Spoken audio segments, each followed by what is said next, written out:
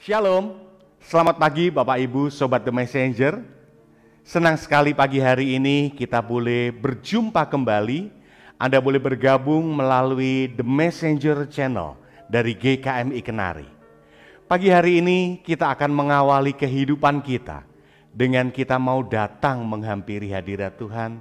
Kita mau mendengar kebenaran firman Tuhan dalam program Bread of Life.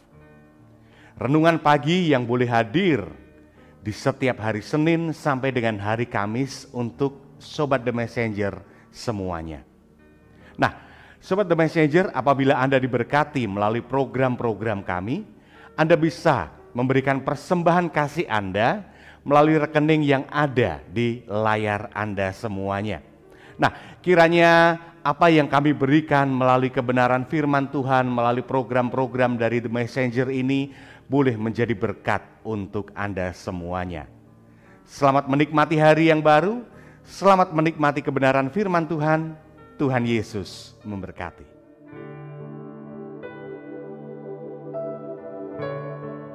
Shalom Bapak Ibu Saudaraku yang kekasih di dalam Tuhan Yesus Kristus.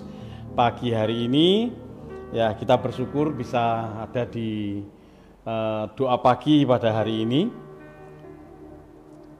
Kita akan berdoa terlebih dahulu untuk firman Tuhan yang akan kita dengar. Tuhan Yesus, kami rindu untuk berkat firman-Mu pagi hari ini. Renungan pagi ini Tuhan memberkati kami semua. Biarlah apa yang sudah disampaikan pagi hari ini menguatkan kami, meneguhkan kami, memberi kekuatan kepada kami, memberi semangat kepada kami, karena firman-Mu itu hidup, firman-Mu itu hebat, firman-Mu itu luar biasa. Berikan telinga seorang murid, hati seorang murid, sehingga kami bisa menangkap setiap perkataan firman Tuhan yang pagi hari ini bisa kami terima. Terima kasih Tuhan Yesus, kami mengucap syukur, demi nama-Mu kami sudah berdoa, haleluya, amin. Pagi hari ini Bapak Ibu Saudaraku yang kekasih di dalam Tuhan Yesus Kristus, hari ini saya ingin berbagi berkat firman Tuhan yang akan saya kasih judul iming-iming. Ya, saudaraku, kerap kali anak-anak Tuhan, saudaraku, ya jatuh di dalam hal soal iming-iming. Suatu kali ada teman datang kepada saya, dia minta dukungan doa kepada saya. Dia ternyata menceritakan bahwa istrinya ini kena tipu arisan bodong. Karena ada iming-iming yang begitu menggiurkan, ada iming-iming yang begitu benar-benar sampai istri teman saya ini, saudaraku, memberikan uangnya kepada seseorang, dan itu nominalnya tidak sedikit dan sangat banyak. Makanya sampai dia mengalami stres berat karena uang 50 juta itu uang yang tidak sedikit, Bapak Ibu Saudara. Nah, dari bicara tentang iming-iming ini, iblis pun terkadang bisa memberikan iming-iming. Dan waktu saya renungkan, saudaraku, ternyata Tuhan Yesus sendiri diiming-imingi loh sama iblis. Ya, coba kita lihat Alkitab kita di dalam Matius pasal yang keempat. Matius pasal yang keempat, ayat yang ke-8 dan ayat yang ke-9.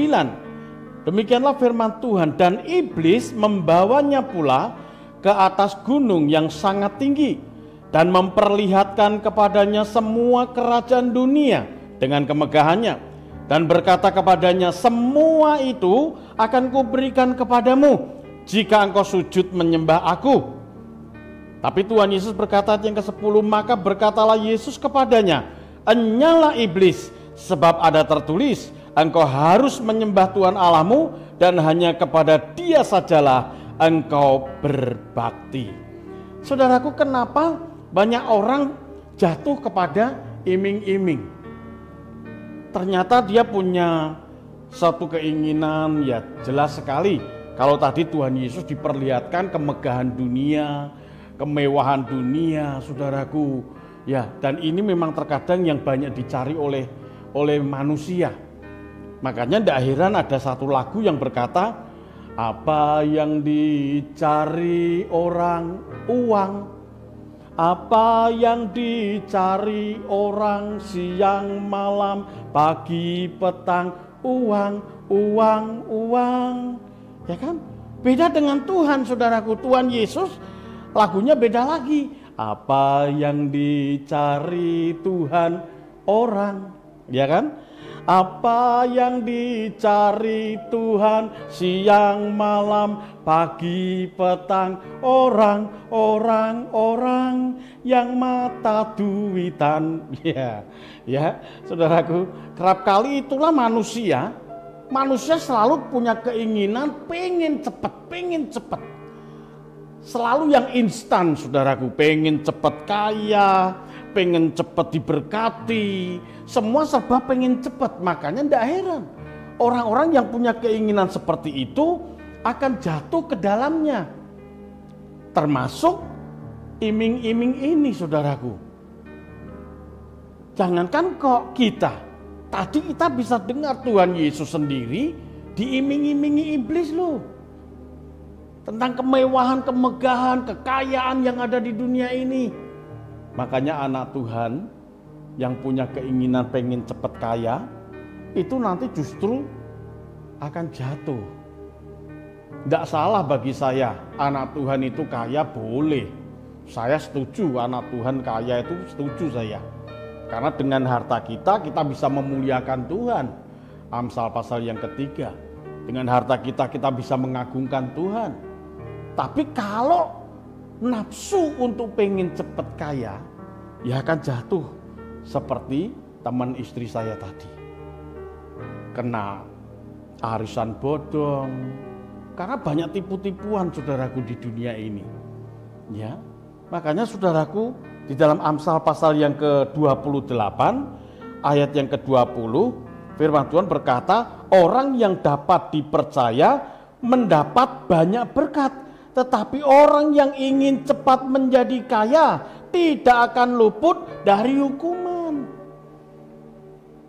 Yang terpenting di dalam kehidupan ini, kalau hidup kita bisa dipercaya banyak orang. Semakin kita dipercaya banyak orang, disitulah saudaraku, itu berkat akan mengalir. Tapi menjadi orang yang bisa dipercaya ini tidak mudah. Saya banyak melihat anak-anak Tuhan jatuh. Ya, saya pelayanan di penjara-penjara. Penjara di Semarang itu ada penjara Gedong Pane, ada penjara wanita. Saya pelayanan di Nusa Kambangan. Saudaraku, saya banyak temukan justru anak-anak Tuhan yang banyak melakukan tipu-tipuan, menipu perusahaan, menipu sana, menipu sini. Ternyata ujung-ujungnya kenapa? Karena pengen cepat kaya. Yang terpenting di sini, saudaraku, kalau ingin banyak terima berkat, ya belajar dulu jadi orang yang bisa dipercaya. Kalau hidup kita bisa dipercaya banyak orang, disitulah, saudaraku, Tuhan pasti akan menyediakan berkatnya buat kita. Siapa lagi, saudaraku, yang diiming-imingi oleh iblis dan akhirnya jatuh? Manusia pertama. Di dalam Kejadian pasal yang ketiga ayat 1 sampai ayat yang ke-6 saya bacakan. Adapun ular ialah yang paling cerdik dari segala binatang di darat yang dijadikan oleh Tuhan Allah. Ular itu berkata kepada perempuan itu, tentu Allah berfirman, semua pohon dalam taman ini jangan kamu makan buahnya, bukan? Lalu sahut perempuan itu kepada ular itu, buah pohon-pohonan dalam taman ini boleh kami makan, tetapi tentang buah pohon yang ada di tengah-tengah taman, Allah berfirman, jangan kamu makan ataupun raba buah itu, nanti kamu mati. Nah ini, saudaraku, ayat ini diiming-iming mulai, saudaraku. Tetapi ular itu berkata kepada perempuan itu, sekali-kali kamu tidak akan mati. Tetapi Allah mengetahui bahwa pada waktu kamu memakannya, matamu akan terbuka dan kamu akan menjadi seperti Allah, tahu tentang yang baik dan yang jahat. Perempuan itu melihat bahwa buah pohon itu baik untuk dimakan dan sedap kelihatannya, Lagi pula pohon itu menarik hati karena memberi pengertian. Lalu ia mengambil dari buahnya dan dimakannya dan diberikannya juga kepada suaminya yang bersama-sama dengan dia, dan suaminya pun memakannya. Nah ini saudaraku, Hawa jatuh kepada iming-iming, sehingga mengakibatkan sampai hari ini manusia jatuh di dalam dosa. Semua manusia sudah berbuat dosa. Ini awal dari iming-iming tadi. Padahal Hawa sudah tahu semua pohon yang ada di taman itu boleh dimakan. Tapi Tuhan kasih perintah, yang di tengah-tengah ini jangan.